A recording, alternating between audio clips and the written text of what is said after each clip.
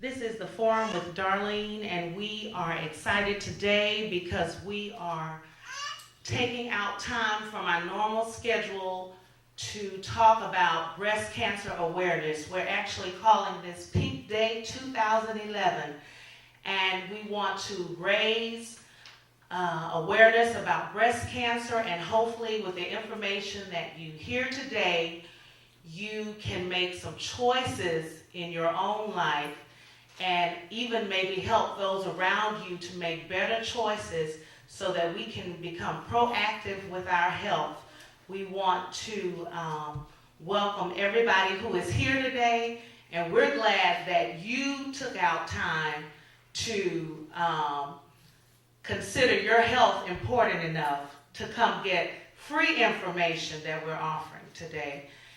We have very special guests in the house today. We have with us Ms. Mary Moore Kavanaugh.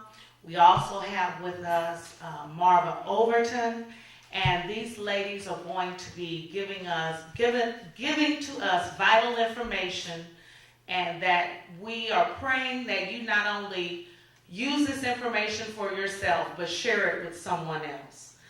Share it with your sister friends, your male partners, and even your children, we're finding out today. So we want to share all of this rich information, and we want to go ahead and get started. First, we want to hear from, before we get into our breast cancer awareness, from Ms. Marva Overton.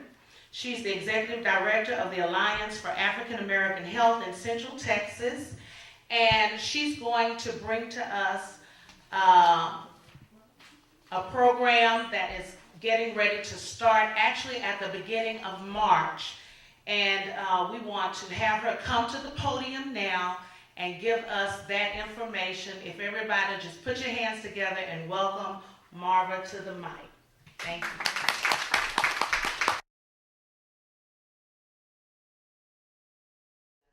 Do all of this while we tape. Thank you. Thank you very much. Okay. So I appreciate the opportunity to come and just tell you a little bit about a program that the Alliance for African American Health in Central Texas is undertaking. You may not be familiar with the Alliance, or you may be. We've done some activities here in the city. We are based here in Austin. A couple of years ago, we had a race, a 5K over in East Austin called the Sugar Run. And we've done some other things. This is probably our biggest undertaking to date, though, and we are working on a project that is being funded by the St. David's Community Health Foundation. And the purpose of this particular project is to do what we're all trying to do here, is raise awareness about various health issues, and not only raise awareness, but the bottom line is to improve health outcomes.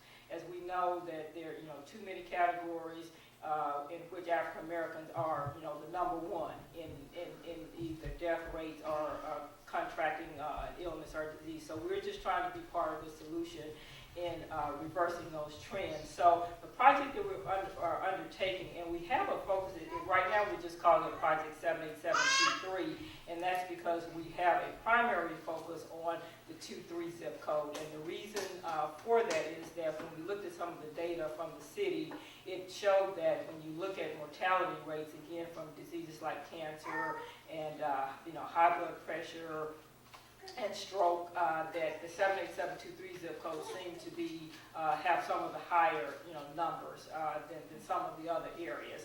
And then that historically has been a higher populated zip code for African Americans, although we know that with the new census data that maybe different things have changed over the past 10 years, but it's still an area where we have a high African American population. So with this particular effort, we're trying to do a couple of things. One, and Mary's going to talk about high blood pressure a little bit today, and the search that we're doing for what we call health heroes. I don't know if you've heard our segment. We part of this project we've already undertaken, and that is to try to promote in the community persons who are doing positive things or have been positive things regarding their health. They've made a change. Maybe they went from being sedentary to now, walking 3 times a week, or maybe they, are learning to manage their diabetes. Whatever it is, we like to identify those persons, and then we have a segment on KEZI Radio every third Tuesday of the month from 8:30 to 9. And we have a guest on the show, and they talk about their personal story of how, they have been able to deal with whatever illness they're dealing with. And we call these people health heroes.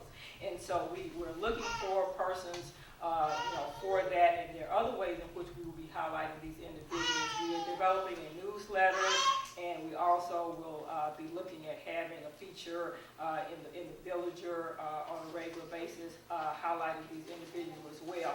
And again, I say the focus is on 2-3 because we said, well, we had to kind of, find an area to start with, and that's a pretty big zip code. But we actually, have to utilize persons outside of that area. So what we're here, asking today is that if you yourself, consider yourself a health hero, and you have a story that you think would be beneficial for others to hear, to let us know, or if you know of someone that you can refer to us. So I have a sheet here that I'll leave with Darlene that you all can get later on today, and you can just check, if you, like yourself, would like to be considered, or if you know of someone. The other aspect of the program is to develop what we're calling a community health network. And this is where we're just asking people to, one, make a personal commitment for yourself regarding, your own health, because we know, it has to start with each of us personally, and then be willing to share your messages or your information that you receive with others in your circle of influence. So we have something that we developed that we call a personal commitment contract. And that's, again, you say you don't have to live in 2-3 to be a part of this, but if you're willing to just support the efforts that we're doing, and primarily, if, for example, if we have a project or something that's we're doing that's in that area, you don't have to live there, to be a part of that. So we would like you to consider as well, joining the Community Health Network. And it doesn't mean you're committing to come to a monthly meeting or weekly meeting, but it's important that when we want to share information, just for example, there's a cancer study that's going to be mentioned later, it's going on right now. And I don't know how many people know about it. The American Cancer Society sponsored it. They're trying to get a diverse population. Well, if people in the African American community or any community that don't know about it, that won't happen. And so when we have information like that, we want to be able to share with members of this health network. So we would ask you to consider to be a part of that as well. And so those are really the 2 main aspects that I wanted to mention today. And as I said, Mary, when she speaks, she's going to talk a little bit about high blood pressure. And what our April edition of our newsletter, we are going to be focusing on particularly African American women and high blood pressure. So we're definitely interested in anyone who has information for that particular area. So thank you, Darlene, for allowing me to be here. Thank you all. And I'm going to... my contact information is on one of these forms that I'm going to leave. So if anyone would like any additional information later, please feel free to contact me, and I would be happy to talk to you in more detail and give you more information about this. Thank you so much. And Mara, before you leave the podium, does anybody have a question for her before she has to go with anything that she has said so far? We want to just make sure everybody has the information that you need. And once again, I want to thank Margaret for coming back. Her uncle is in ICU. She had every reason not to be here today, but she did take out time to come, even in the midst of that going on. So I say that to let's pray for her, and let's pray for her family. And I worked with Marva when we did a study for African American women and AIDS awareness, and then that's when I met this beautiful spirit. And so she's just as beautiful on the inside as she is on the outside. So, and she works very hard with what she does. She is committed to this health care, and I like what you said, Marva, and I'm going to make sure that I add that into anything that I say. We not only want to be aware, but we want to improve health outcomes. I like that. That's what's really the target of it all. So once again, thank you, Marva, for being here. And please be safe in your travels, and our prayers are with you and your uncle. Thank you so much. Thank you. Okay. All right, and ladies, just remember, if you want more information and you want to be in those case studies, we're going to leave this information here for you. We are with the forum with Darlene today, and we have a very special segment in our forum. We're taking away time from our regular schedule, and we're talking about breast cancer awareness today. And we also have on hand with us more information concerning other areas of our health. And I have just learned that I want to say that we are raising our awareness so that we can improve health outcomes. And so I have also with us today, Cheryl, tell me your last name so I can pronounce it right. Hilburst. Miss Cheryl Hilburst. Now, I and Cheryl have worked together with the African American Study on AIDS Awareness. And she works for the City of Austin Health Department. And when I tell you, just as Mary is the expert in breast cancer awareness, Cheryl is the expert in AIDS awareness. And I've brought her here today to just kind of whet our appetites. And we're going to bring her back in April. You have to see this demonstration that she does about AIDS. You have to take the test on myths about AIDS. I flunked the test because you think you know what's a myth and what's not. But I was so surprised to find out that that was not factual. And so we want to bring this to us in April to educate us. And she's going to be facilitating that. And I tell you, once she got through with that demonstration, I was just so taken. And I realized just how uneducated I was about HIV. So Cheryl, if you would please just give us an introduction to what you will be bringing to us in April. And I thank her for being here today. And please let's give her a hand as well. Thank you. Thank you. Again, my name is Cheryl Hilburst. I'm with Austin Travis County Health Department. I'm a public health investigator, and I investigate STDs, all of them, gonorrhea, chlamydia, syphilis, and of course HIV. And it is my passion. It is what I live for. In fact, I just walked away from the campus over at Houston Tillotson with the Heritage Festival, testing people today. Because any opportunity I get to educate our community, or anyone for that matter, on AIDS and HIV, I take I take it to heart, and I take full responsibility. I think it is my responsibility to educate. And Darlene mentioned that there was a time when she took this test. We all took the test. I even took the test, post my job. But after I got introduced to what it was and what my job was going to entail, I needed to empower myself with the knowledge, because there's so many misnomers out there about HIV. There's so many misnomers out there about AIDS. People think that just because I get HIV, I'm going to get AIDS. That's not true. People think that if someone in my family has HIV or has AIDS, I can't drink after them, I can't comb my hair out, they can't use my comb, they can't do this, I'm going to get it if they're close to me, that's not true. And I'm so happy for the opportunity to be able to come back in April to be able to talk a little bit more about it. But what I need to say today, and I'm not going to take up a whole lot of time because I understand this is about breast awareness, breast cancer awareness. And one of the things that I wanted to leave with you today is the fact that, do you know, and you can raise your hand if you want to, if you have been infected or affected by HIV, raise your hand. Now when I say affected, do you know someone that knows someone? Keep raising your hand that knows someone. Right. That knows someone. That knows someone. And I can keep on going, and by the time I get to and know someone, maybe about 10 times, everyone in this room would probably have your hand held high. Because this disease is plaguing our community. And the latest information that I was given on African American women, we take over 0.5%. Now I want you to pay close attention to this, because this is devastating to me. On the new cases of HIV, we take on 50%. It's no longer about a gay white man's disease. It's no longer about them over there. It's us over here. And I'll be like Mr. Rogers, and I'm going to come straight to your neighborhood, and I'm going to come right to your front door, and some of you, I'm going to come right into your living room. It is about us. It's about African American women between the ages of 25 and 55.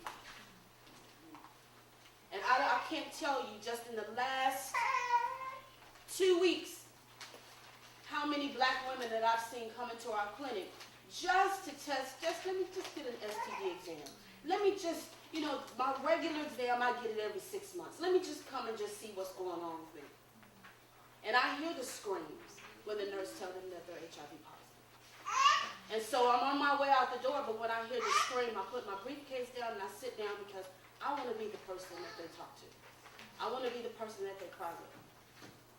Because not too long ago, it came straight to my home, right into my front door. And it wasn't a pretty thing. And so I get an opportunity every day. It's a job that I would do this even if they weren't paying me, to talk about it, because I think education, knowledge is power. We all know that. And we can go along as if we don't know, but it's people like me that's going to be kicking down the front doors of churches, kicking down the front doors of community centers, schools, and wherever they will allow me to go to talk about this disease, because it is plaguing our community, and it's taking us out. Now, there's medications. People are saying, oh, but there's medications. I know people that have been living a long time with HIV. I know somebody right now that has HIV, and they don't look like they have HIV. That's true. And it's almost a two-edged sword, because now you don't see people wasting away on the news and on the TV and people talking about people dying with HIV. So guess what? What has happened? People have lowered their inhibitions for practicing safe sex.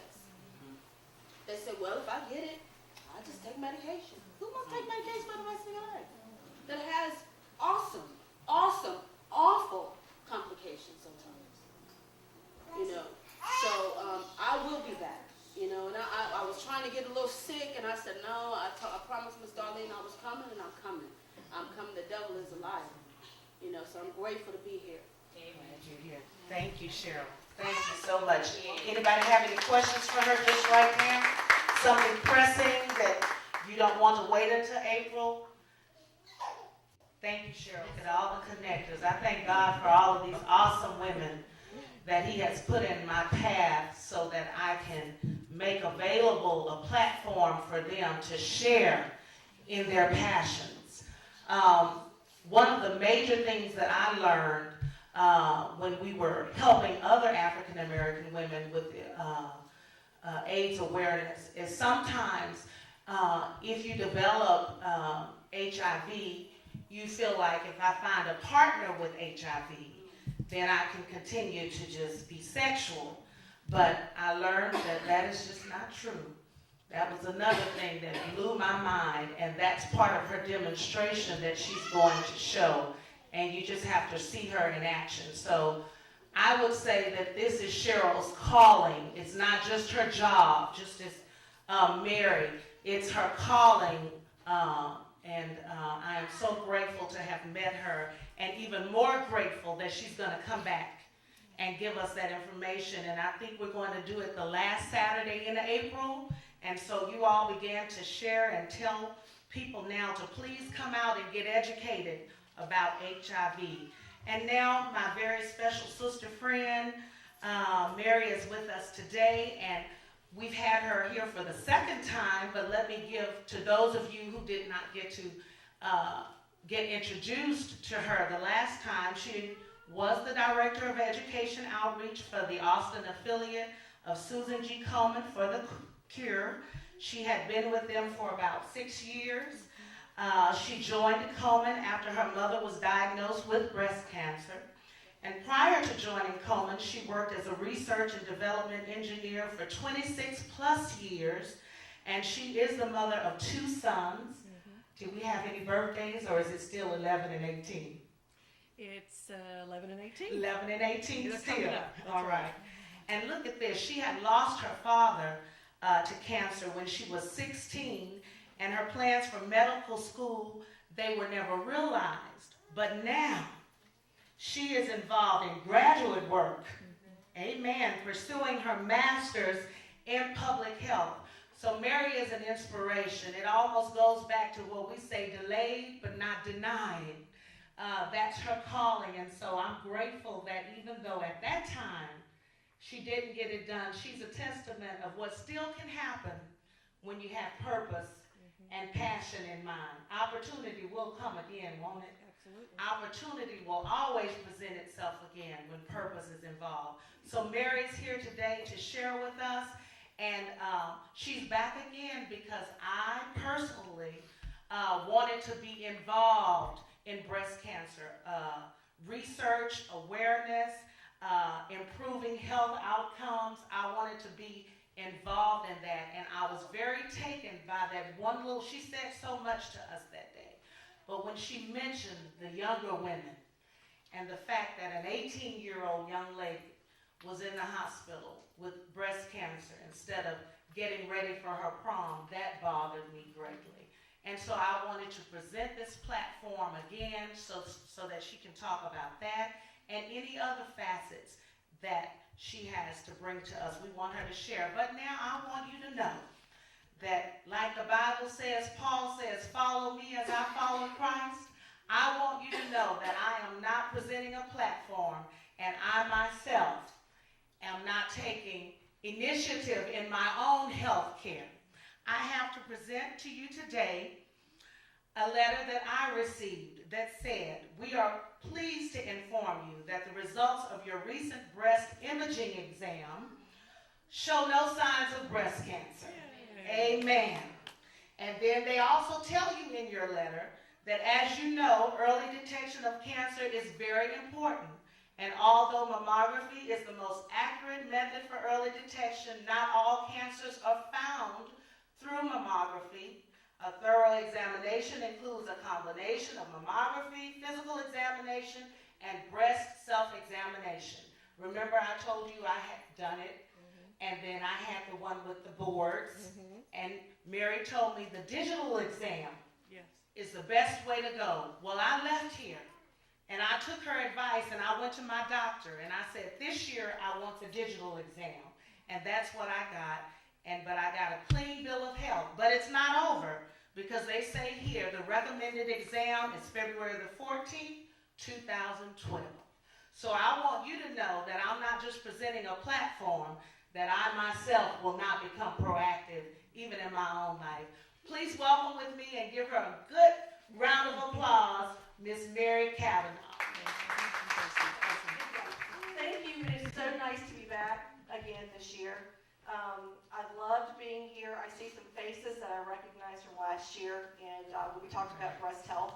As Darlene mentioned, I left Komen in December to go back and start my master's in public health, which has been a dream of mine. And so my son and I kind of have a contest going to see who's going to graduate first. He's working on his undergraduate, and so now I'm in grad school, and I think I'm going to be first. And I think I have the better grades too. But anyway, I keep pushing him. But my passion is still pink.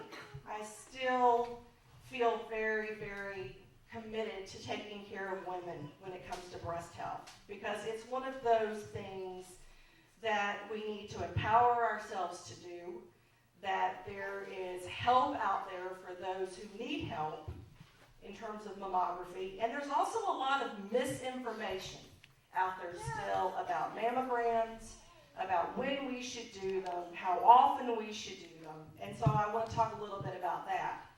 So I don't know if any of you saw in the paper just yesterday, there was another article about mammograms and how for a woman who has had breast cancer in the past, mammograms are not necessarily the best way to find her cancer, if it's reoccurred again. So we're hearing again that mammograms are not the best thing, but ladies, they're the only thing still. That's all we have. And as Darlene mentioned, digital mammograms is what we need to be doing, not the plates, the old x-rays. We need to be doing digital, and that's like the digital with the camera, so you get to see the image the minute it comes off onto the big screen, and they know so much more now. So digital mammography. We've heard studies that every 2 years and after 50. That was what the study came out with over a year ago. That is absolutely incorrect. Every year, starting at 40, unless you have family history. And then your doctor will talk to you about when to start. And my mother was diagnosed at 67, so I started at 40. And so I go every year, and my appointment's next week to get my mammogram. Because again, this is a disease that's not preventable, but it's very treatable. You can survive it, you can live out your life. And so we hear a lot of horror stories about breast cancer being a death. Not anymore. It's not what we used to know about breast cancer. Now, in the African American population, unfortunately, it is still more African American women die from this disease than any other ethnicity. 1 in 3 African American women die from this disease. Caucasian women, it's 1 in 5. And those numbers just, when we were hearing about the AIDS, that's just not the way it should be. We should all have a fighting chance against this disease. But the key to the great outcome is the early diagnosis. It's the early detection. It's the getting in there. It's knowing our bodies. When you met Marva, I was going to take a little bit about how I met Marva. She got the funding from St. David's Foundation. And as a result, she is now working with one of my public health classes. And what we're doing is we are out investigating why African Americans have higher death tolls in certain types of diseases than do other ethnicities. And much of it's the same that, with misinformation, myths. We also know access to health care is a very large issue. We know uninsured populations. We know there's also wait times if you do have certain kinds of insurance of getting in. And we also know that in some cases we have doctors out there that are not culturally sensitive, that do not know how to talk to African American women, be they men or women. So we know that there are issues out there. And one of the things that we are looking at, and with Marva, is the problem that we're experiencing in the 2-3-N21 zip code with hypertension or high blood pressure. So we're going to get back to breast cancer and then jump to that in a few minutes, because unfortunately both diseases are treatable. Both diseases are not necessarily preventable, but they both have positive outcomes if we do the right thing. So the data still tells us that 1 in 7 women will be diagnosed in their lifetime with breast cancer. And that means from a young age until we're 80. It's normally an 18 to 80 year range is over our lifetime is what that tells us. There are new treatments out. There are always new treatments. One of the things that is coming out now with breast cancer, especially between Caucasian women, Hispanic women, and African American women, is that there's more realization that our cancer, even though it's breast cancer, is not the same. That African Americans have different cancer that's breast cancer than do Caucasian women, than do Hispanic women. Many African American women are diagnosed with breast cancer that's called triple negative. And triple negative is more prominent in the African American community.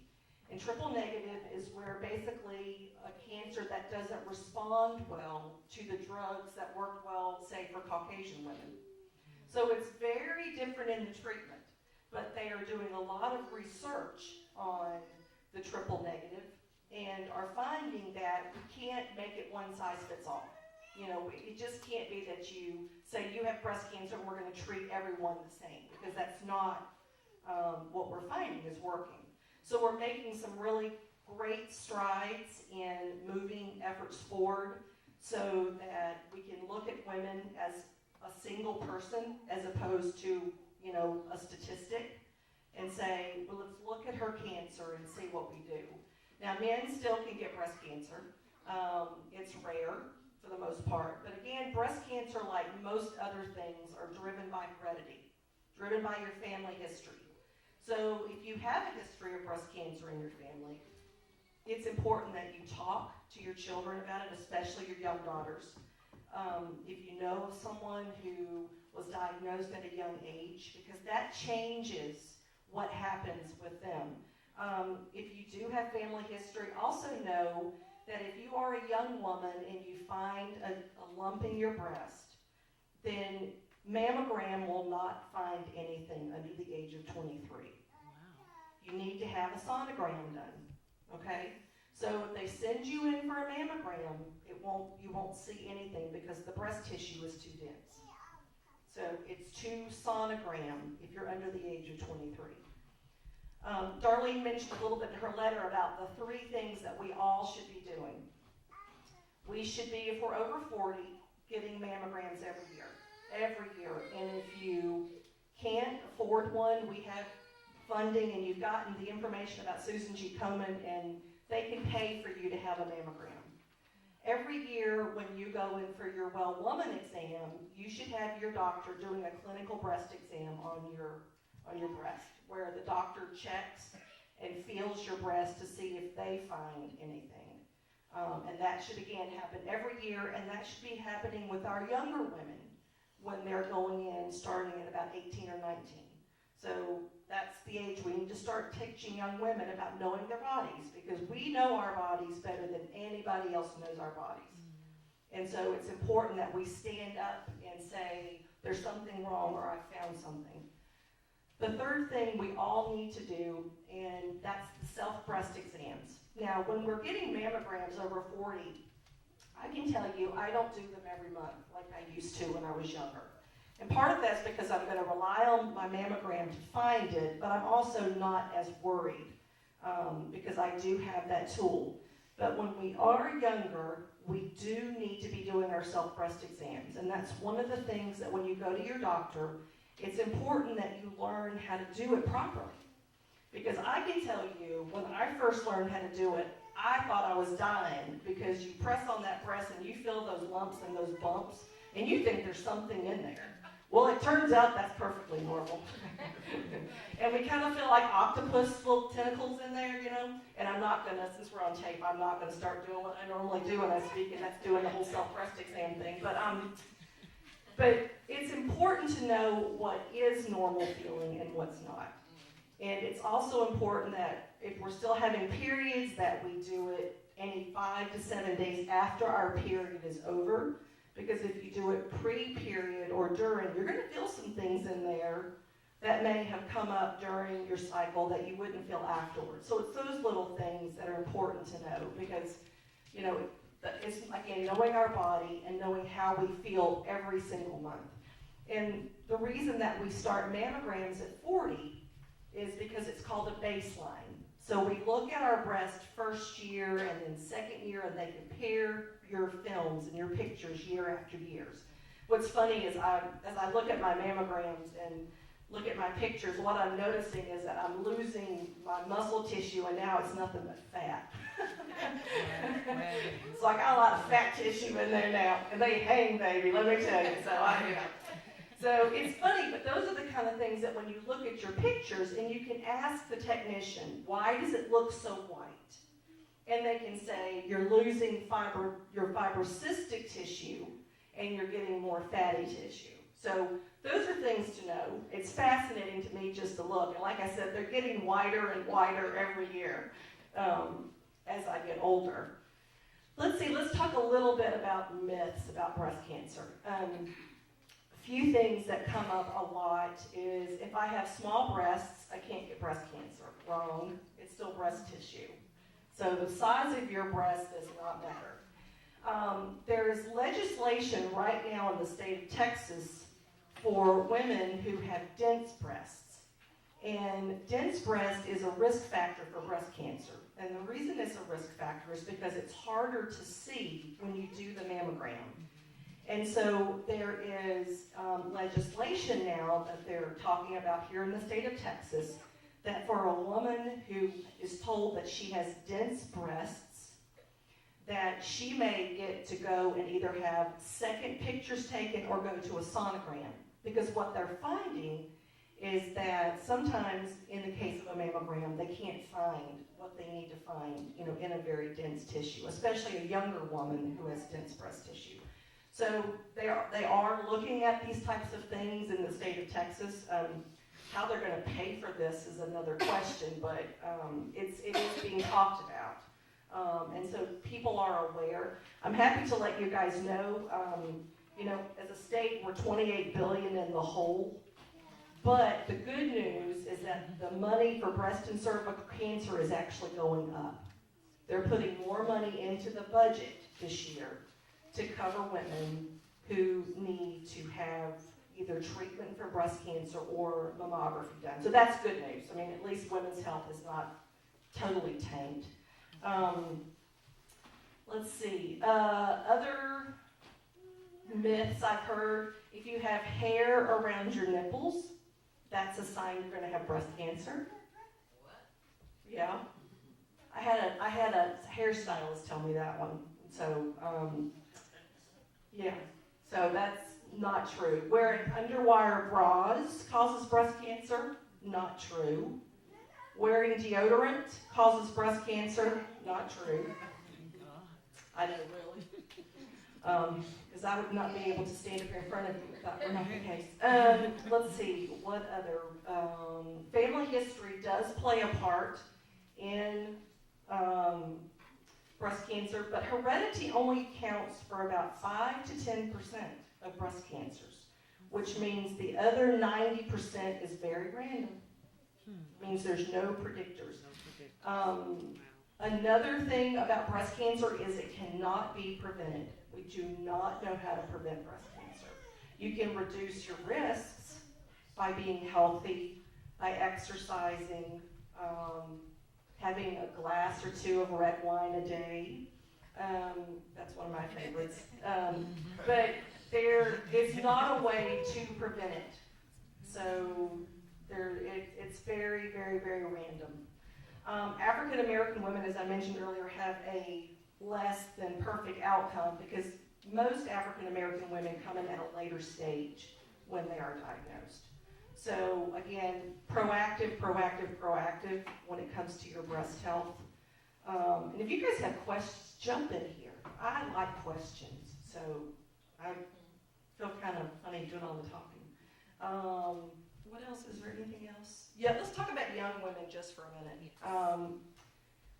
We, have heard, this is an old woman's disease. It's not an old woman's disease. As Darlene mentioned, when I spoke with her, was here last year, we had an 18-year-old that had just been diagnosed, and she passed away 4 months after her diagnosis.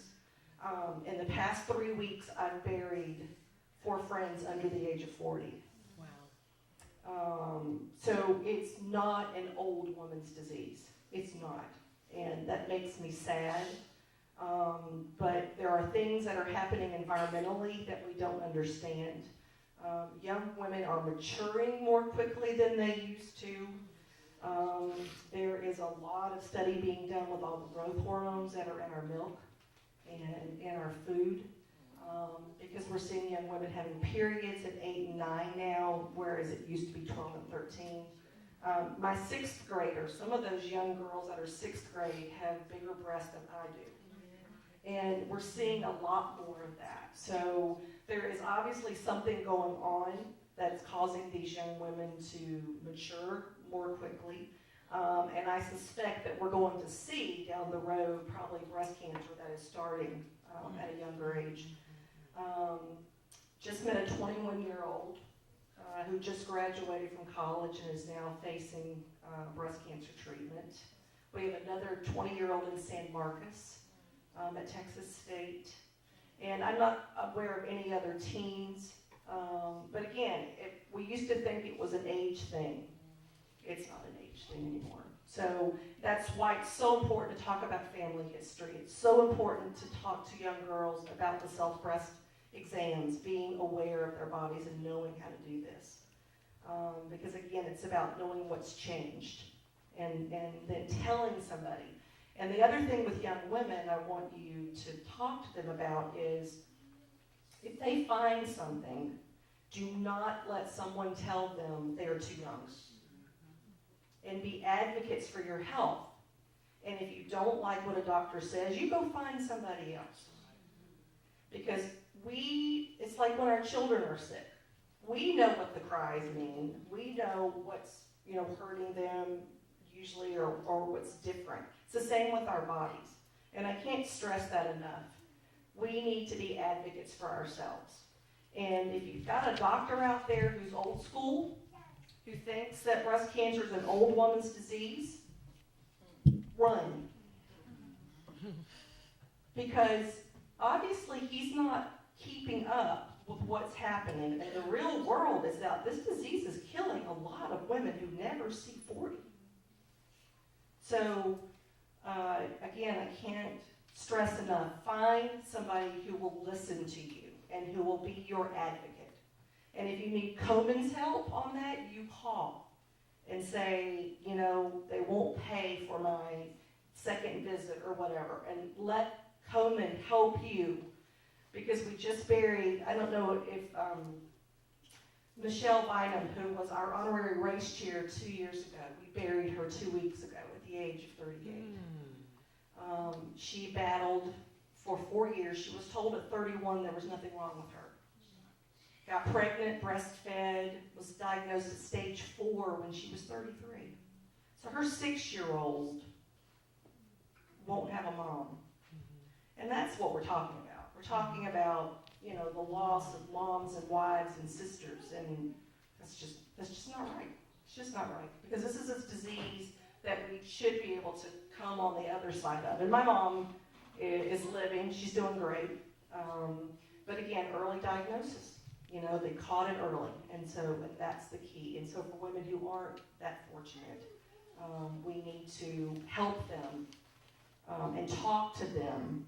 And knowledge is power, and there's as much crap on the internet as there is good stuff.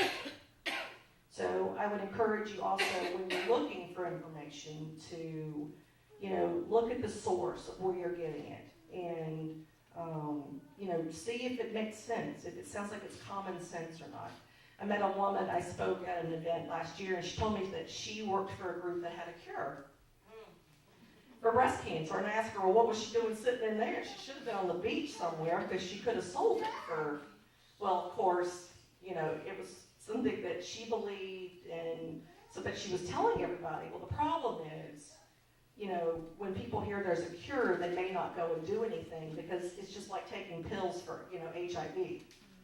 If you know that there's a cure, you might go a little longer, a little longer, a little longer. And that's not what we're hoping to have with breast cancer.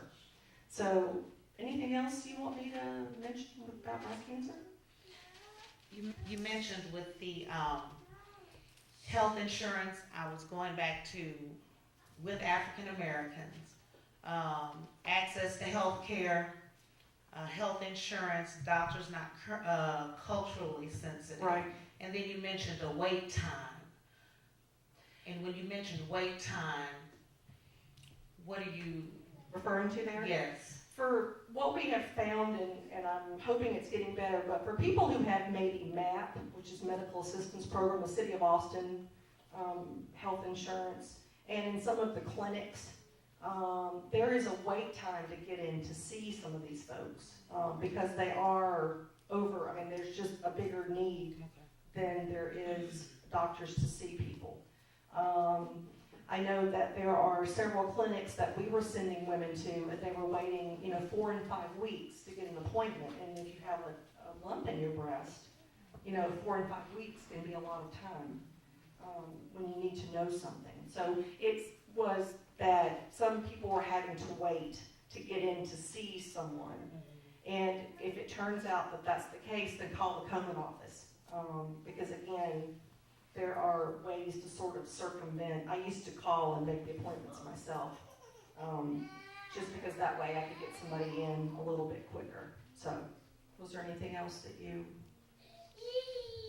Anyone else have a question? My question is, my mother-in-law was diagnosed at 90 years old. Wow. So I was wondering, are her kids prone at that age? Are her kids more at risk of getting it? No, not at all. Okay.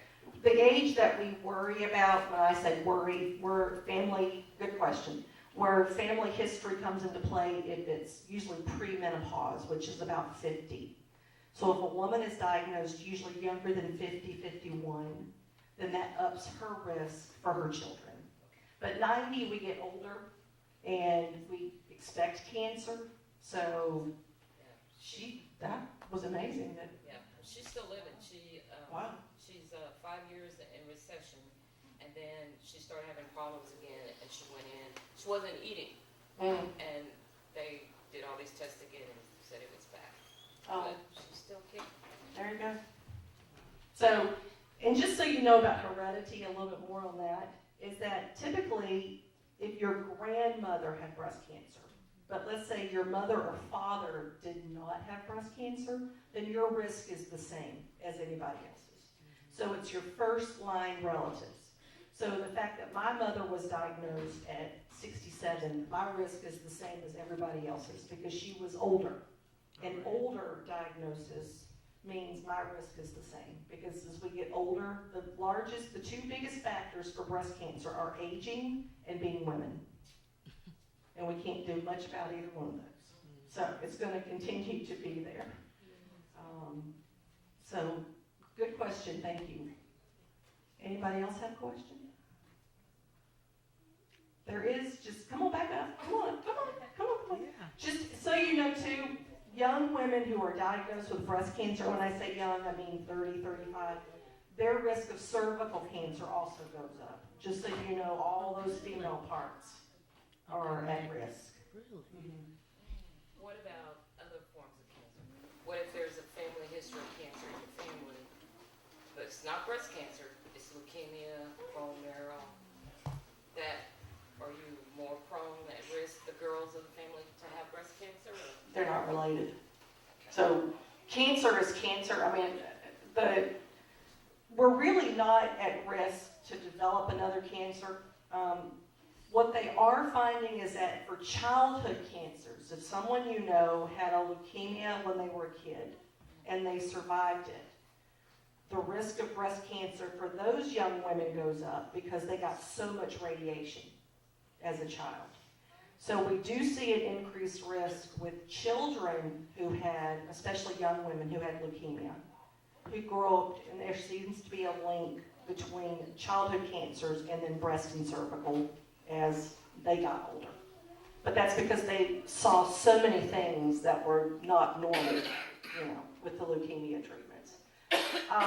Just so you know, just interestingly enough, a lot of the drugs that are developed for breast cancer come out of colon cancer. So the cell structure of breast and colon are very similar. And so it doesn't mean if you have breast, you're going to get colon. But my dad died of colon and my mom had breast, so I guess that tells you what my gene pool looks like. Right. It's not very pretty. So, any more? Oh, please. Thank you. I think there are two things that I'd like to ask. First of all, I do a self-test, and I'm reminded each month because I have a little thing in my shower. The shower card. That I punch out the month, so I'm reminded of that. I found something, it wasn't breast, it was more here. Okay. But it was like a fatty tissue Okay. thing. Because it wasn't here, it was here. And so I told my doctor about it, and he looked at it, and he says, it's the type of, it's just the tissue, it could be a little cyst or something. Do I need to worry about it? He says he's going to watch it, and I've been back, and he's watched it in within 2 months. So is that something that I guess I still need to worry about it? Well, is it getting larger? No, it's still remaining Okay. the same. So is it under the arm or is it down the side? Right here. Okay. Well, sometimes we'll have those little fatty deposits that just show up. Like I've got a couple that are just there. But as long as he's watching it, that's at this point, because it's not in the breast No. area. So as long as he's aware and you're aware, just to watch for size changes. then you're probably on the right track to.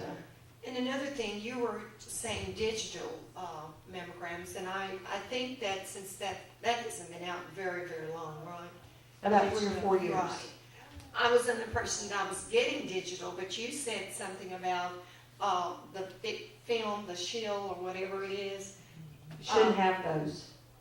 Now, are we seeing digital when we're having this done? Are we seeing it on a screen? Yes. So when you have a digital picture made, what's going to happen is if I'm standing in the mammogram machine right here, okay, so here's the machine, the technician is here, and she's looking at a television monitor. Okay? So she's standing here. So she, gets y'all set up and says, don't breathe. Right. And then she runs around and she clicks. Okay? And then you step back or she releases the plate or whatever. And then your picture on the of your breast is right there in an image already. That I'm supposed to be seeing while she's seeing. Well, she sees it. Oh, okay. So she sees it. And you can ask to see it. Okay. But it's not like they come and they slide the big plate in, run around the side, take the picture and pull the big plate out. Right. That's analog. That's what you do not want anymore. I definitely requested digital. Yes. When you said you saw the picture, I thought, well, I have not seen that. So. You can request because it's just on the monitor. Okay. And I always do. I just walk around with her and say, show me the images. Okay. And then that's what she does. And I always get the letter that Sister Darlene received, but just recently, well, the last time I had it, I had to go back in for retesting, and of course, I was afraid. But they were saying it's more of a calcium. Calcifications, calcification. right. So that's nothing to worry about. They'll just watch those. Calcifications are sometimes tissue that can be changing. It doesn't mean it's going to do anything. It just means that it's white spots that are showing up on your films. And so what they'll do over time is they'll compare those calcifications from year to year to year. And sometimes what they'll see is they stay, they go away. Sometimes what they'll see is they actually come together to form a small deposit that they can then go and remove. But that can take years. So it's just, again, something I that's just wondered if I needed to really worry about No, it. not at all. Not at all. Calcifications are a part of aging, unfortunately. Sorry. And just to piggyback off of what she said, I was told too that the caffeine that I drink can sometimes cause those little tissues, when you feel those little certain tissues. Well, it makes you more fibrocystic. Yes. Okay, so that, and just FYI, there are doctors who believe that and doctors who don't. Wow. And I am one of those people that when I drink a lot, I had to give up coffee. Okay, I gave up coffee 20 years ago because I was turning into, and I can't say the word on camera, but I'll let you fill in the blank. But also, my breasts were tender, and I had a lot of pain associated with the caffeine uptake. So the more caffeine I drank, the worse my breasts felt. So I gave up caffeine, and that made a big difference. Yes. It also improved my mood. Yes, my boys will tell you I'm training them well. As my head spins and I spew the green stuff. Is that what my problem is? We're not going into menopause. It's a whole other topic. But I take some great pills for that stuff. Anyway, okay, so. Look me up.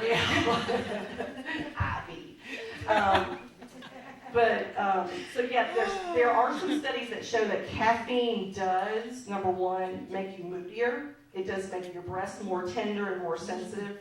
And so I pretty much gave it up, and it did help. So there's, but there's people who don't believe that. It's really more of an individual, personalized kind of thing. So, but I found it did work for me. But it's called fibrocystic. Let's talk a little bit about the word fibrocystic.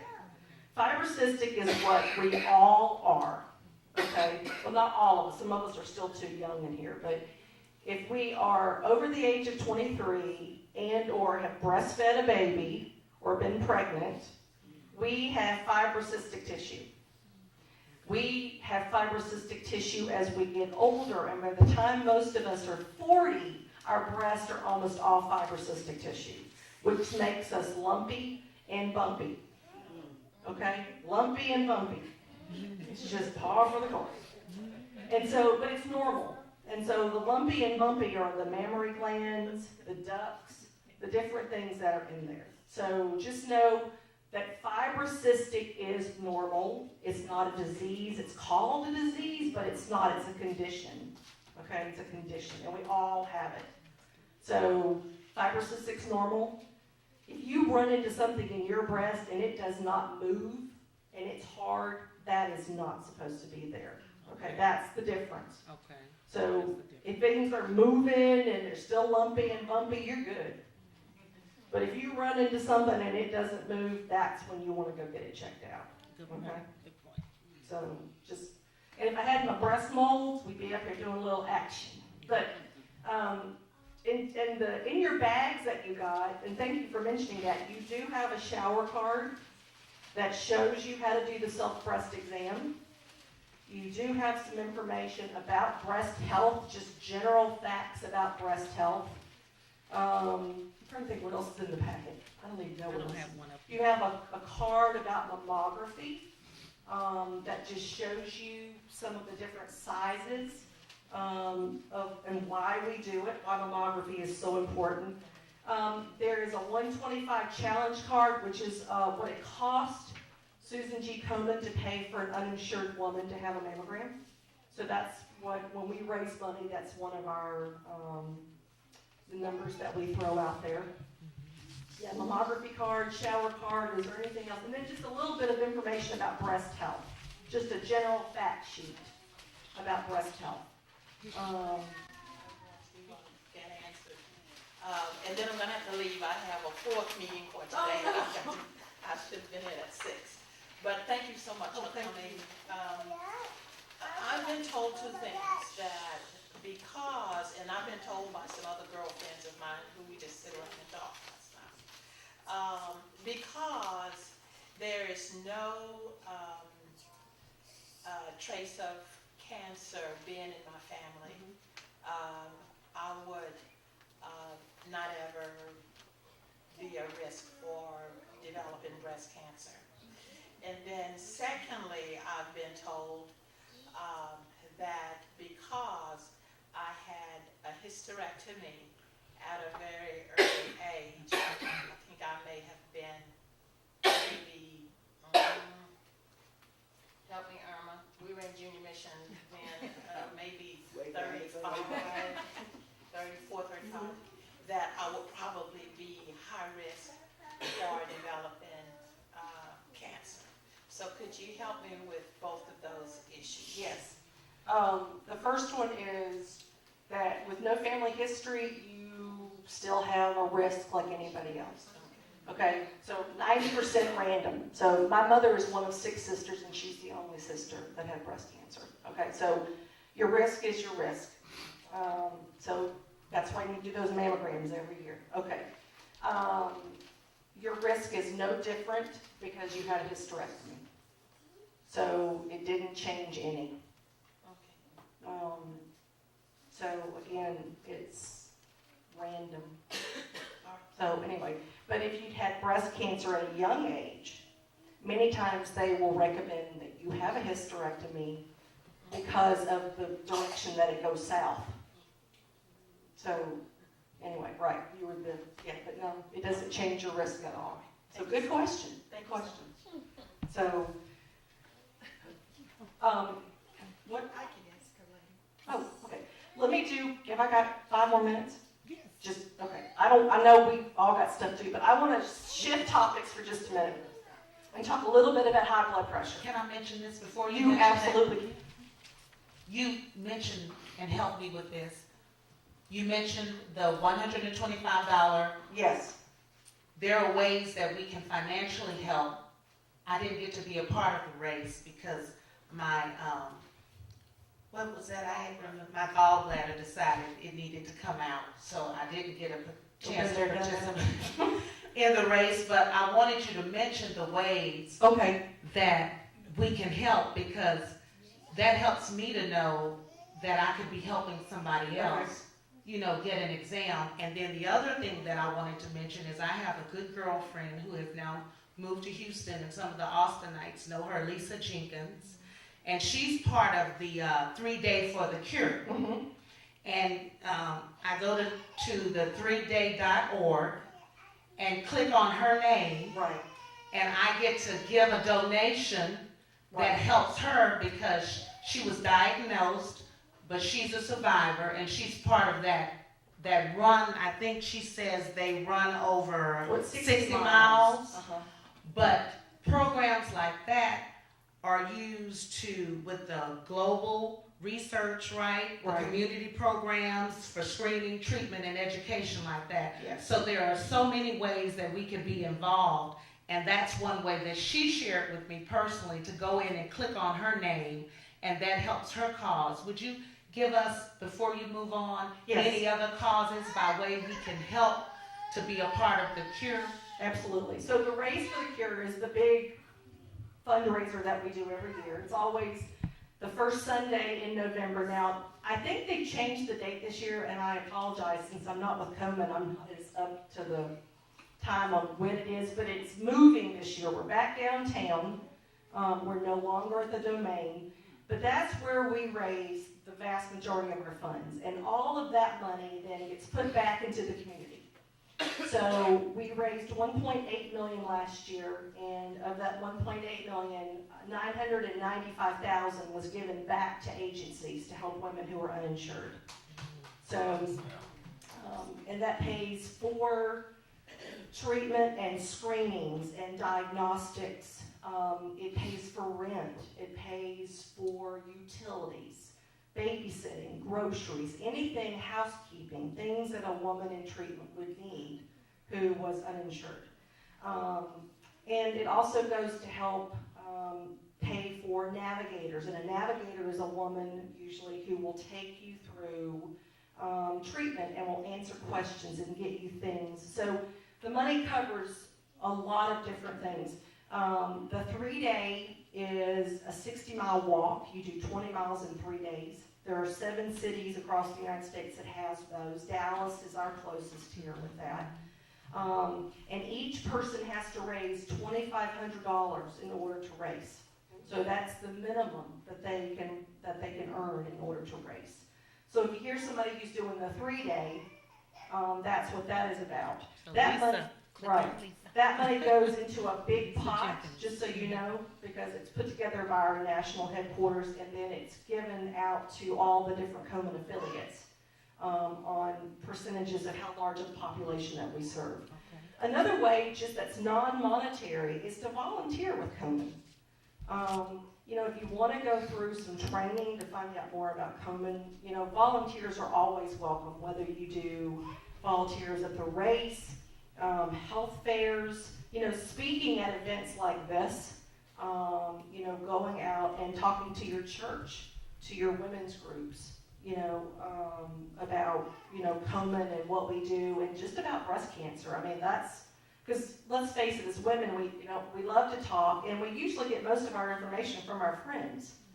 And as long as you have credible information, as long as what you're being told is factual and real, then we love the fact that people want to talk about health issues, because we're all facing them. We all face them as we get older.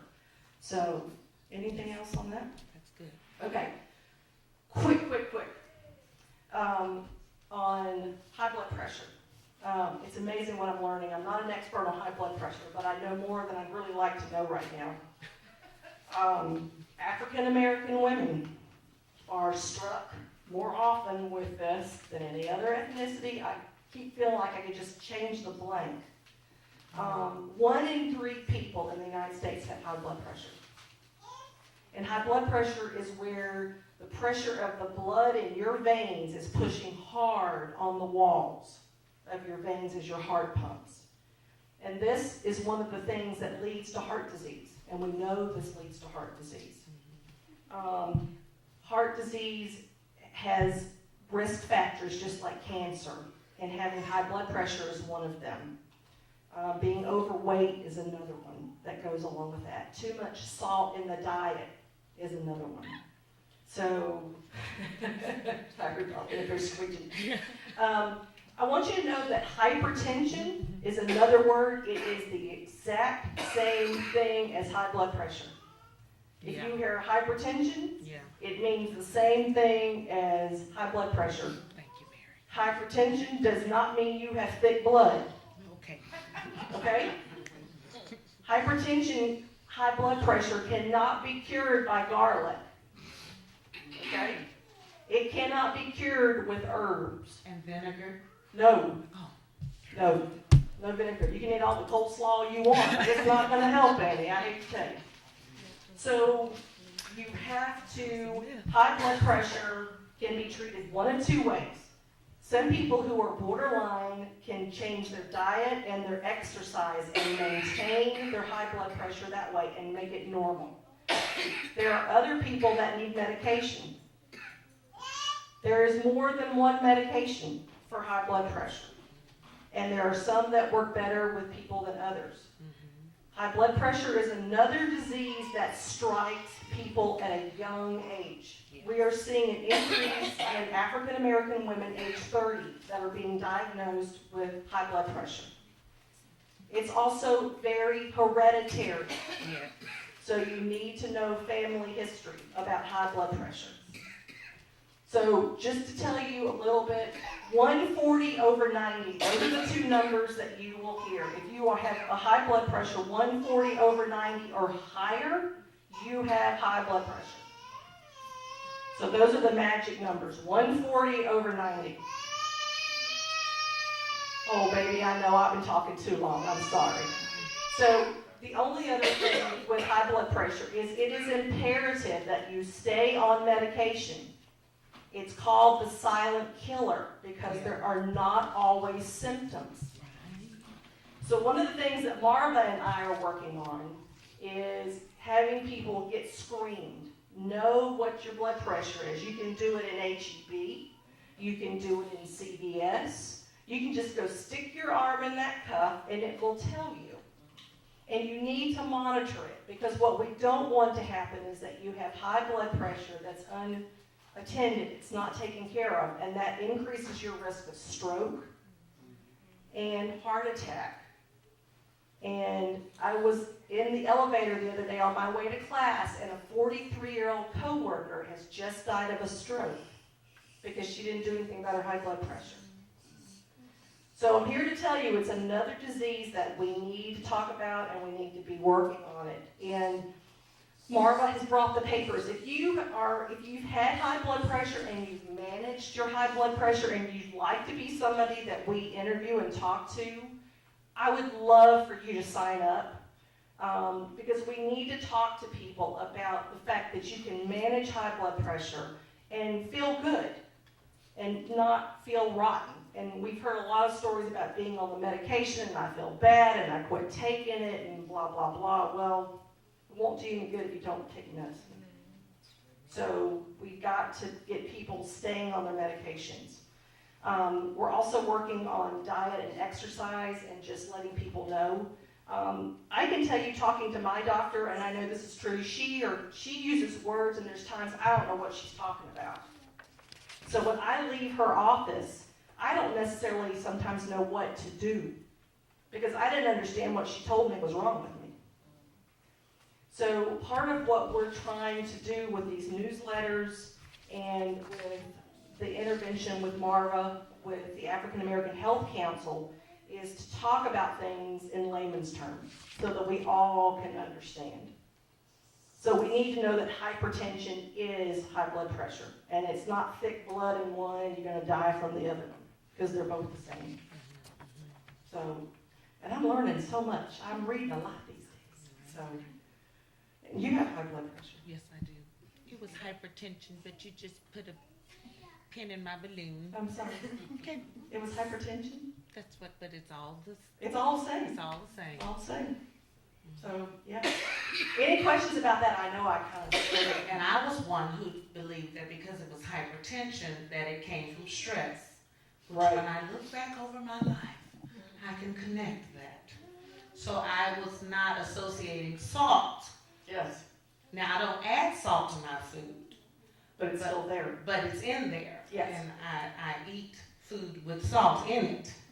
So because it was hypertension, I felt like salt was not necessarily my concentration, but less stress Right. was. So And stress does add to your blood pressure, it does add, but it's not, salt is still salt's one of those things. a factor. Yes, it is. Thank you, Mary.